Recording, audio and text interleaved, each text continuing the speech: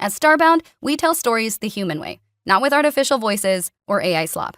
After all, what's HFY without humanity? Subscribe to keep it that way. I'm Larissa. Let's begin.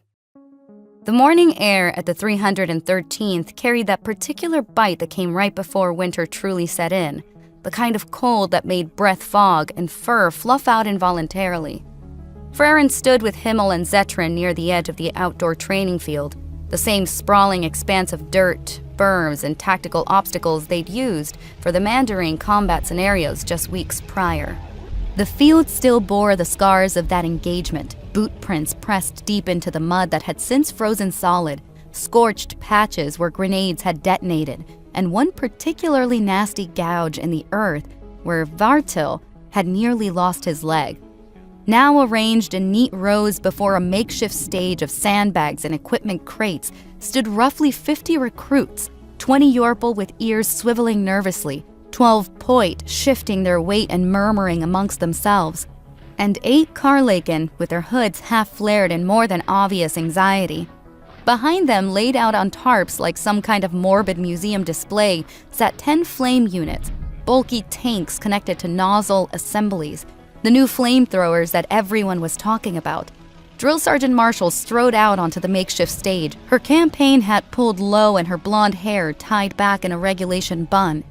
She stopped at the center of the sandbag platform, placed her hands on her hips, and surveyed the assembled recruits with that gaze all sergeants had, the expression of a predator sizing up prey. "Good morning, my little star babies," she called out, her voice traveling across the field with that particular drill sergeant projection that could make a whisper sound like thunder. "I trust you all enjoyed your brief respite from dying horribly. I hope you used that time to reflect on your mistakes, write letters home, and make peace with whatever gods you pray to." She grinned, showing teeth. "Because today, we're going to teach you how to play with fire." Frairen's pink eyes tracked across the assembled Yorpal, and she felt a small surge of something that might have been pride when she spotted Mekya, standing in the second row, the pink-furred female's posture ramrod straight and her ears forward with focus rather than fear. Beside her stood the 2 males from the agricultural world drop, Trimmy and Kelvik. If Frairen remembered correctly, both of them looking leaner and harder than they had before the Mandarin mission. Trimmy especially had changed.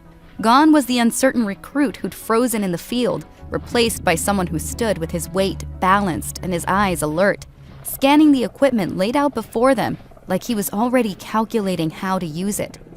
Frairen glanced sideways at Himmel and Zetrin, catching the way Himmel's orange eyes lingered on a particular cluster of Poit recruits, and how Zetrin's hood flared just a tiny bit when his gaze found a pair of Karlaken standing with their tails coiled in that ready position the Karlaken were so fond of. What struck Frairen most, though, wasn't seeing their best recruits among the chosen. It was seeing the change in all of them. Every Yorpal in that formation, whether she recognized them or not, had that same look now. Their ears weren't pinned back in submission or uncertainty. They were swiveling, tracking, alert. Their tails weren't tucked. They hung loose and ready the way a predator's would. Even their stance had changed, weight distributed, knees slightly bent, ready to move. These weren't the fresh-faced volunteers who'd stepped off the buses months ago, wide-eyed and naive about what Earth training really meant. These were soldiers who'd seen death sprint at them on grafted legs, who'd smelled blood and burnt flesh, who'd learned that freezing meant dying. That agricultural world had broken something in them. The part that thought war was glorious, maybe. Or the part that believed they were invincible. But it had forged something too, something harder and sharper than what they'd arrived with. "Don't you think we should be training too?" Zetrin's voice cut through Frairen's observation, his forked tongue flicking out as he spoke. She turned to find the Karlaken staring at the flame units, his gaze hard to read.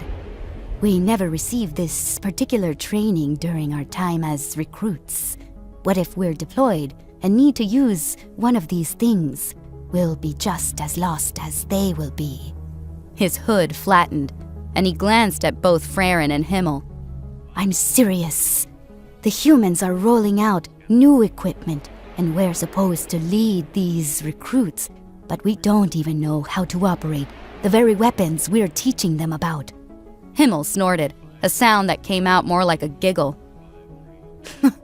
Maybe you need the training because you kept running back to your capsule during the drop. Hard to use a flamethrower when you're sprinting in the opposite direction. Frairen's muzzle pulled into a grin, showing too many teeth. Tactical retreat, wasn't it? I'm sure the flame units come with an attachment that lets you spray fire behind you while you're implementing your strategic withdrawal. I was not carrying the right weapons, Zetrim protested. There is no sense in dying needlessly when you can reposition and... Run away? Frairen interrupted, her tail swishing behind her in amusement. The word you're looking for is run away, Zetrin. It's okay, we all saw it. Multiple times. You got very good at it, actually. Zetrin's hood vibrated with indignation, and his forked tongue flicked out rapidly. You two are never going to let me forget that, are you? Never. I could save both your lives in the next drop, and you'd still bring up the capsules. Probably, Himmel admitted, though his tone shifted, losing some of its teasing edge. He crossed his arms and actually looked at the flame units with a more critical eye. But he's not wrong about the training, Frairen. These things are new. Command wouldn't be rolling them out if they didn't think we need them against the Mandarin. He glanced at her, his orange eyes serious now. Do you think we should be learning this too? I mean, we're supposed to know what we're teaching, right? Frairen's ears flicked forward as she considered the question. Then she shrugged. We watch for now. Earth already gave us the strength to carry these things without our spines snapping. All we need to do is listen and learn the techniques. Besides, she added with a smirk, if Drill Sergeant Marshall catches us not paying attention, she'll make us demonstrate it in front of everyone, and I'd rather not be a guinea pig for something that shoots fire. Down on the makeshift stage, Drill Sergeant Marshall was already directing the first group of 10 recruits forward, 5 Yorpal, 3 Poit, and 2 Karlaken. They approached the flame units showing visible hesitation, their movements slow like they were approaching sleeping predators. All right, my little pyromaniacs in training, Marshall called out, gesturing to the fuel canisters arranged beside each unit. First things first, fuel. This isn't your standard combustible liquid. This is a human special, a gel-based mixture that burns hotter than most plasma rounds you've seen in the field. Sticks to whatever it touches and doesn't give a damn about wind or rain. She picked up one of the canisters, holding it up so everyone could see. The mixture uses a polymer thickening agent combined with a hydrocarbon base, specifically designed to maintain combustion even in adverse conditions. You're looking at temperatures exceeding 1400 degrees at the point of contact. For those of you not familiar with human measurements, that's hot enough to melt most standard infantry armor plating within seconds. The recruits stared at the canisters like they'd just been told to handle live grenades, which, Frairen supposed, wasn't too far from the truth. Marshall set the canister down and pointed to the connection port on the back of one of the flame units. You're going to attach these to the fuel intake valve here. Twist clockwise until you hear it click 3 times. Then check your pressure gauge on the side of the tank. You want it reading green, which means you're at optimal pressure. Red means you're either overpressurized and about to turn yourself into a firework, or underpressurized, and you'll get a sad little fart of a flame instead of the jet of death you're aiming for. She demonstrated on her own unit.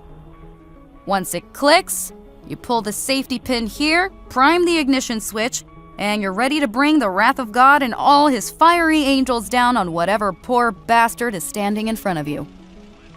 The recruits followed her instructions, some of them with shaking hands. Frairen noticed Mekya's pink fur was fluffed out more than usual, and even Trimmy, who'd shown such confidence earlier, was moving slowly, like he was defusing a bomb rather than loading a weapon. One of the Poit recruits fumbled his canister and nearly dropped it, catching it at the last second with a strangled squeak that made several humans in the observation area chuckle. Marshall didn't comment, just watched until all 10 recruits had their units loaded, primed, and ready. Good. Now you see those targets? She pointed to a row of mannequins set up about 20 meters away. Crude things, made of straw and cloth dressed in mock enemy armor. You're going to point your nozzle at those targets, not at each other, not at the ground, not at me. Though some of you look like you're considering it. At the targets. Understand? There was a moment of hesitation, a collective breath held across the formation as the 10 recruits hefted their flame units and turned toward the targets. The weapons were bulky, awkward, the kind of thing that required both strength and balance to wield properly. Frairen could see muscles straining, tails swishing for balance, hoods flaring as the Carlaken fought to keep the weight steady. But they managed it, each one getting their nozzle pointed downrange, fingers near triggers they hadn't been told to pull yet.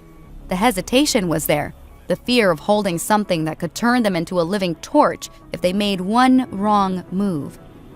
Those burning tips look scary, Himmel muttered from beside Frairen, his eyes tracking the trembling nozzle of the nearest point recruit.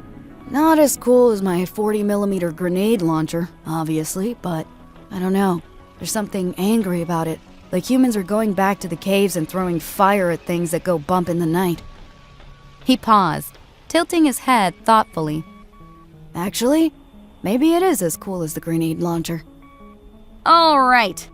Marshall's voice cut through the tension. On my mark, you're going to squeeze that trigger and give me a 2-second burst, not 5 seconds, until the tank runs dry. 2 seconds. We're not trying to recreate the surface of the sun here. We're trying to teach you control. She paused, pacing behind them. Ready? And fire! The world erupted in orange and yellow as 10 jets of flame screamed out from the nozzles, the roar of combustion drowning out everything else. The heat was immediate and intense. Even from where Frairen stood, she could feel it wash over her face, making her ears pin back instinctively. The mannequins didn't just catch fire, they exploded into flame, the gel mixture clinging to the strong cloth like napalm. But not all the bursts were equal. One of the Carlaken held his trigger too long, his burst stretching to 4 or 5 seconds, the flame wavering as his arm shook from the weight and recoil. A Yorpal jerked her nozzle downward at the last second, her burst arcing and scorching the dirt beside the targets, and one of the point, Frairen couldn't tell which one from this distance, released his trigger too early, managing barely a 1-second sputter that left his target only half ignited. Ceasefire! Ceasefire! Marshall's voice boomed across the field, and the flames cut off instantly, leaving only the crackling of burning straw and the smell of burning gel in the air. Carlaken, second from the left. Did I say 5 seconds or 2 seconds? Frairen felt a small surge of satisfaction as she scanned her Yorpal recruits. Mekya's burst had been textbook. 2 seconds, steady aim, target fully engulfed. Trumi and Kelvik had both done well too, their mannequins burning nicely without any of the wild spray or premature cutoffs she'd seen from some of the others. Not perfect, maybe, but solid. Her pups were learning, adapting, getting harder with every training cycle. She crossed her arms under her chest, her tail swishing once behind her in pride. Looks like one of the point got a little trigger shy, Zetran observed from her other side, his forked tongue flicking out in what was definitely amusement now. What was that, Himmel? Half a second? I'm surprised the target even noticed. His hood flared as he turned to look at the point. Perhaps you should spend less time praising your grenade launcher and more time teaching your recruits how to hold down a trigger. Himmel opened his mouth. Frairen recognized he was about to comment again about capsules and tactical retreats, but Drill Sergeant Marshall's voice cut across the field before he could get a word out. All right, listen up, Marshall called out, pacing behind the recruits as smoke continued to rise from the burning mannequins. What you just did was the easy part. Static targets, no wind, no pressure, no corpses sprinting at you with grafted claws. Out in the field, it won't be this simple. She gestured toward the smoldering remains. You're going to be using these primarily in 2 scenarios. First, pre-engagement cleansing. Think back to that agricultural world. Those mandarin bodies lying in the fields before they woke up and tried to tear your throats out. Fire solves that problem real quick. You saturate the area, you burn the bodies, you deny the enemy their reanimated shock troops before they become a threat. Marshall stopped pacing and turned to face the recruits directly, her expression hardening. Second scenario, mid-battle targeting. That's where it gets messy. You're going to have friendlies moving around you, hostiles closing fast, chaos everywhere. One wrong burst and you've just turned your squad mate into a torch, and trust me, that's a mistake you only make once because nobody will ever let you forget it, assuming you survive the ass-kicking your surviving squad mates give you. She pointed to the flame units. For the rest of today, we're going to drill on target discrimination. You'll learn how to track moving targets, how to judge safe firing lanes, how to communicate with your team so everyone knows when and where the fire's coming. You will learn discipline with these weapons, or you will wash out. There is no middle ground. Understood? Yes, Drill Sergeant! The recruits chorused, their voices stronger now, the initial fear giving way to focus. Frairen glanced at Himmel and Zetrin, catching both of their eyes. Himmel nodded and Zetrin's hood settled back against his neck. They didn't need to say it out loud. They'd all reached the same conclusion. They'd hang back, observe the training, absorb the techniques, and then later, when the recruits were done for the day, they'd get their hands on the flame units themselves. No sense in looking incompetent in front of the pups when they could figure it out on their own time. As Marshall began organizing the recruits into firing lines for the next drill, Frairen felt her mind drift briefly to the conversation she had with Rayburn. The talk about promotion, about moving up the chain. Part of her had been excited at the prospect, proud even. But standing here, watching her Yorpal learn to wield fire, seeing Trimmy and Mekya and the others grow harder and sharper with every passing day, this felt right. This felt like where she belonged, not behind a desk, not in some command tent, but here in the dirt and the smoke, teaching the next generation of Kauai how to survive. Maybe promotion would come eventually, maybe it wouldn't, but right now, in this moment, Frairen was exactly where she needed to be.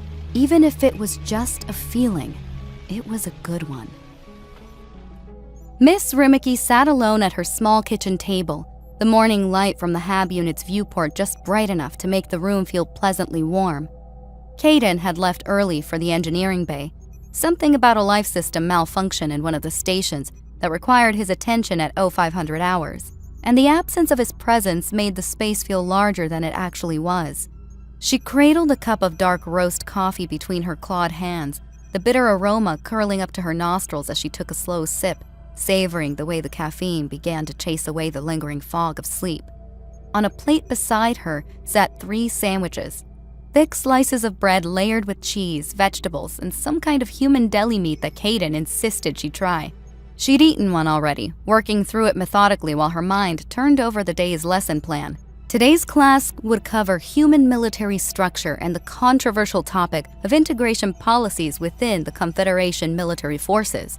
It was a delicate subject, one that would inevitably lead to questions about the Yorpal recruits who died on that agricultural world, about Frairen and the Kauai warriors pushing boundaries that made the elders back on Dagmar Prime bristle. Miss Rimiki took another bite of her sandwich, chewing slowly as she mentally rehearsed how she'd frame the discussion.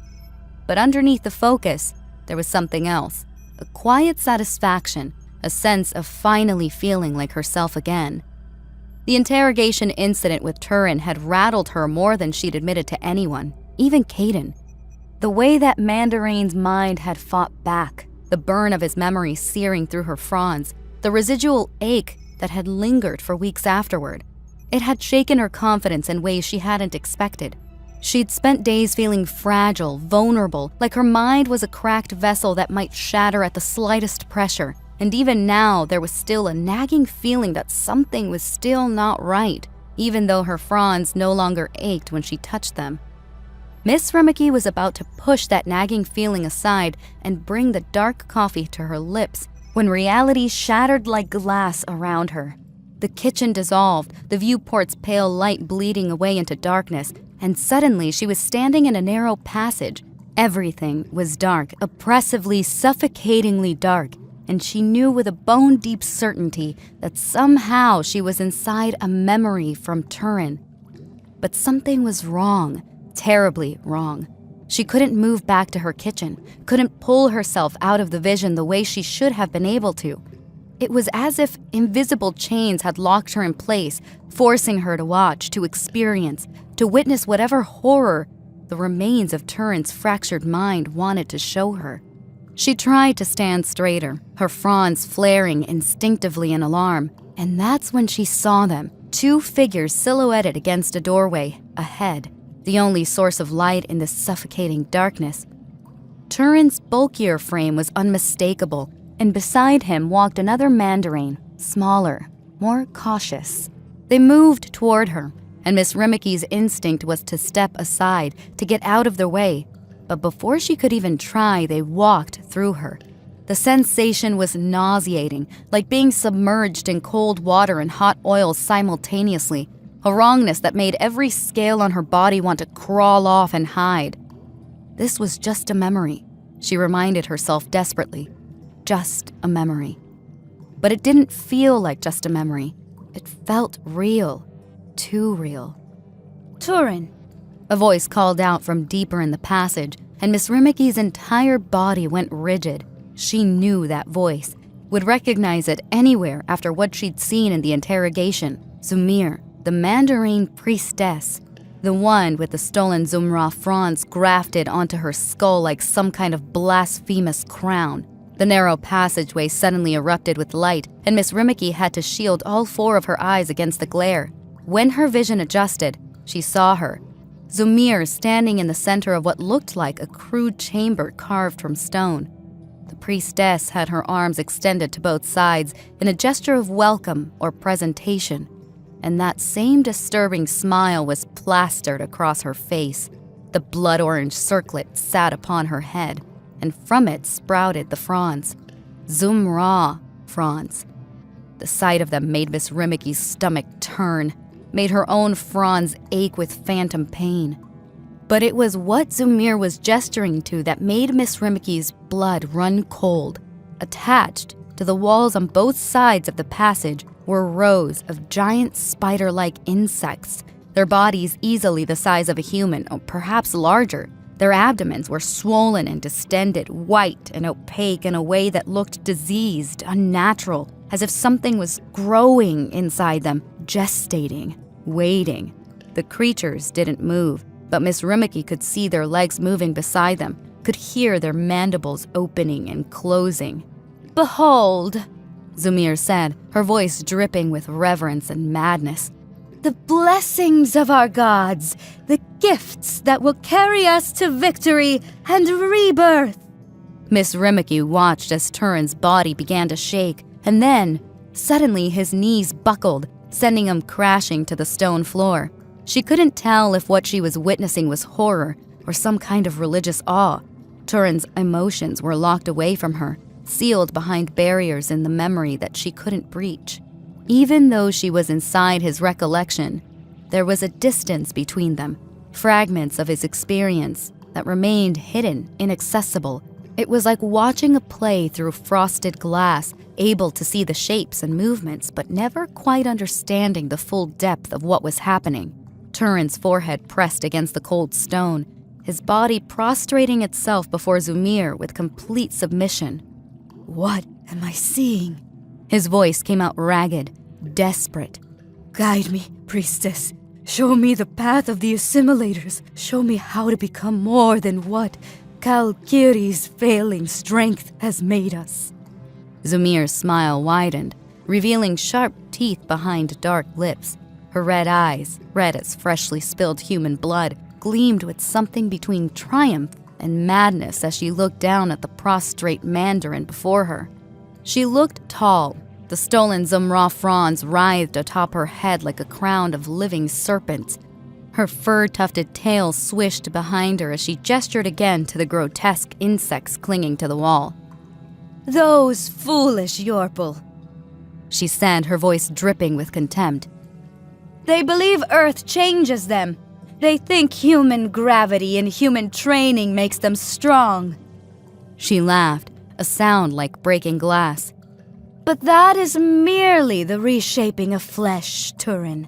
What I offer you is true change, the kind of transformation that only those truly blessed by Kalkiri can undergo, not merely assimilating body parts and skills from lesser races, but improving them, perfecting them, evolving beyond what any other Mandarin has achieved.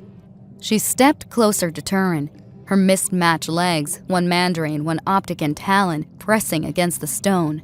This is what separates champions from cattle, Turin. The insects can break you and remake you. You become a weapon that can defeat even the humans and their pet soldiers. Her smile turned predatory as she looked down at him, her stolen fronds spreading wide like wings. That is, if you are chosen. Turin's voice came out in a rush, desperate and fervent. I will do anything to serve, to become what we need to be. I reject the old ways' weakness. I embrace the new path. Please, priestess, let me be chosen. Let me prove myself worthy. Sumir's red eyes gleamed, and she gestured toward the nearest of the grotesque insects with one clawed hand. Then all you must do is touch it, Turin. Place your hand upon the abdomen, and the blessing within will know your heart. If you are worthy, if you are truly chosen, you will feel it. The connection will be immediate, undeniable. If you are rejected. She paused, her smile never faltering. Well, then you may join the others and try again when you have proven yourself through blood and conquest. Turin rose slowly to his feet, his movements reverent, almost ritualistic. Miss Rimiki could see the anticipation radiating from his posture as he turned toward the wall where the massive spider-like creature clung. He moved forward, each step slow, and Miss Rimiki found herself holding her breath despite knowing this was only a memory. Turin's hand extended, fingers trembling as they reached toward the swollen white abdomen. He hesitated just before contact, his hand hovering mere inches away from the diseased-looking surface, and Miss Rimiki could see the muscles in his arm tense with uncertainty. Whatever was inside that creature, whatever blessing Zumir promised, Turin both craved it and feared it. Turin's fingers finally made contact with the pale, swollen surface, and immediately, Miss Rimiki saw his body go rigid with shock. The abdomen rippled where he touched it, the white membrane becoming translucent, almost liquid, and then his hand began to sink into it, not slowly, rapidly, hungrily, as if the creature was drinking him in. His fingers disappeared first, then his wrist, then his entire forearm was consumed by the white flesh. Turin gasped, his eyes widening in horror as the absorption accelerated. His shoulders vanished into the abdomen, then half his torso. It burns! Turin screamed, his free hand clawing at the stone wall, trying to find purchase, trying to pull himself back. It burns, priestess! Help me! Get it off! Get it off! His voice cracked. Half his body was inside now, the white membrane eating him alive. Zumir stood perfectly still, her expression calm, almost bored. You must resist the pain, Turin. Accept the blessing. Allow yourself to be swallowed, to be unmade and remade. This is the path you chose. This is what it means to become a champion. Her voice was steady, instructional, as if she were teaching a child how to hold a blade. Stop fighting. Surrender to it. Turin's head whipped toward her, his red eyes wild in terror, his free hand still scrabbling uselessly against the stone. I can't! But the fear overwhelmed whatever faith he'd had moments before. His panic became pure animal instinct, and with a desperate guttural roar, he planted his free hand against the insect's thorax and shoved with everything he had. The creature made a sound, a wet, chittering shriek, and suddenly, Turin was ejected, thrown backward onto the stone floor in a heap. His hand, the one that had been absorbed, was blackened and blistered, the flesh charred as if he'd thrusted it into a fire. He clutched it to his chest, gasping, tears streaming down his face. Zamir stared down at him, her smile gone. In its place was cold, cutting disappointment. "Weak," she said simply, her stolen fronds settling flat against her skull. "You are not chosen. You are not worthy." Miss Rimiki watched as Turin struggled to his knees, cradling his ruined hand against his chest. His voice came out weak, broken. What happens to me now, priestess? What do I do?" Zumir's expression didn't soften. If anything, it grew colder. "You will be given a chance to prove yourself worthy through blood, Turin. There is a mission, a human vessel, lightly defended, prime for capture. The success rate is low, but if you survive, you will have earned another chance at the blessing." Her tail swished once behind her, dismissive. "Or you will die trying, and your failure will feed the Kali Kitty's strength regardless." Miss Rimiki's fronds went rigid as the memory clicked into place. A mission with a low success rate, a Mandarin battleship assault. Turin had been sent on that mission, the one where Frairen's third company had harpooned their way into the vessel, where Turin had been captured during the fighting and brought back as a prisoner, where she had broken his mind open during interrogation, and he had died like that. The mission had been unsuccessful, completely, utterly unsuccessful, and Zamir had known it would be. She'd sent him to die, or worse, attack humanity with reanimated corpses. The last image Miss Rimiki saw before the memory released her made every scale on her body want to crawl away and hide. Zamir turned back to the giant insect, and she pressed her palm against the swollen white abdomen. The membrane moved, became translucent, and faces appeared within it. Mandarin faces. Not many. Pressed against the inside of that grotesque womb, their mouths open in silent screams or prayers, their eyes vacant and staring. Those who had accepted the blessing, those who had been absorbed and now were being unmade and remade. Those who would become champions. The sight sent a shiver down Miss Rimiki's spine that felt like ice water in her veins. Reality snapped back like a rubber band pulled too tight. Miss Rimiki gasped, all four of her eyes flying open as she found herself back in her kitchen.